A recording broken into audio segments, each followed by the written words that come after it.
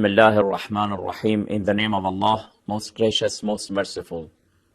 We are talking about the human rights, and we wanted to know what is the position and the opinion of Islam regarding these rights.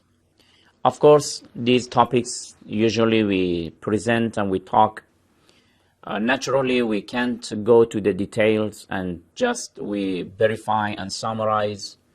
And we advise our dear brothers and sisters to do more researches about these issues. These are just, in fact, the keywords that we present here, but for more information, you will have access to a lot of sites, books, libraries, thinkers and researchers to follow your questions regarding these issues. About the human rights, and the Universal Declaration of Human Rights, we're talking about different rights. One of the rights that usually Westerners, they talk a lot about it. It is the right of freedom, especially freedom of belief, freedom of speech. And now we want to know what is the position of Islam regarding this issue. First of all, we must know that we have, in this regard, we have three types of freedom. Freedom of belief means that a person is free to believe or to disbelieve in some specific issues. So as far as the mind is concerned, when we are talking about freedom of belief, it means that we must be free to believe in whatever we like, and not to believe in whatever we like.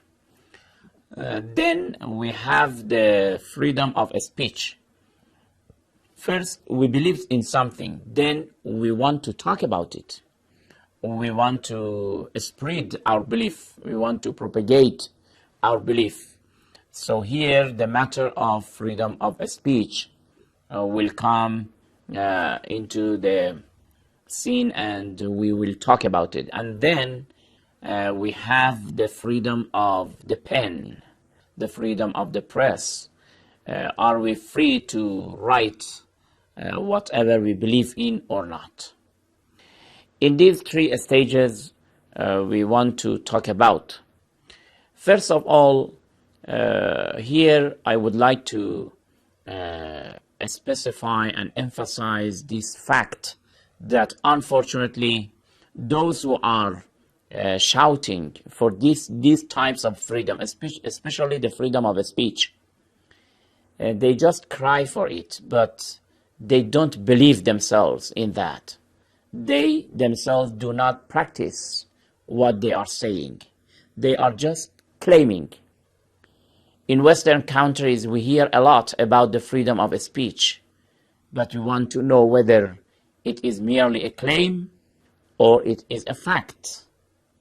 When we look at the examples that we know and we have experienced today, there are a lot of examples that prove these people who are talking about freedom of speech, in fact, they are just claiming. They have a very beautiful slogan, but they themselves, they don't practice it. I myself, I have a very personal experience in this regard. In one of the countries when I was there, and the Muslim, of course, they were minority, but of course we know that minorities also have rights, and in the former programs I spoke about it. From the Islamic point of view, if the Christians or the Jews in the Islamic area or government, they are minorities, they should enjoy the same rights and they must be respected. And I read to you a lot of traditions in this regard. But I was in that country, and in that country, throughout the week, there was no Islamic program. Then we went to the media and we bought, after signing a contract, I bought half an hour a program to talk about Islamic teachings without injuring the feelings of other religions. But they didn't tolerate it. And after few months, they banned it. They didn't allow my program to be on air. And when I asked that why, they didn't have a reasonable proof for that, a reasonable reason for that. Just they banned it. They didn't tolerate half an hour a week for minorities to be on the air, to talk about their own beliefs. I had a contract. They violated the contract. They violated even their constitution, which was talking about freedom of speech, freedom of religion. And even the lawyers of that country, they were for me, and they also objected the position of the government, but the Ministry of Information, they banned it. So this was one of the experiences myself I experienced. Then can we accept their claim about the belief, about the freedom of speech? Another example is that French thinker, the Roger Garaudy. Roger was a philosopher, a writer, a historian. He wrote a book about the Holocaust. I don't want to talk whether this issue has happened or not. Was he right or not? I am not judging now. But just I want to say that he wrote a book and rejecting the idea that many Jews were being killed in the Second World War.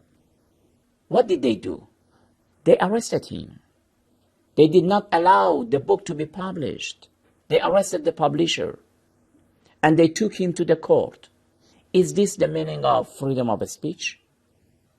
Therefore, we see clearly that unfortunately these Westerners, and especially the countries who are considering themselves the cradle of civilization, but they don't have any tolerance.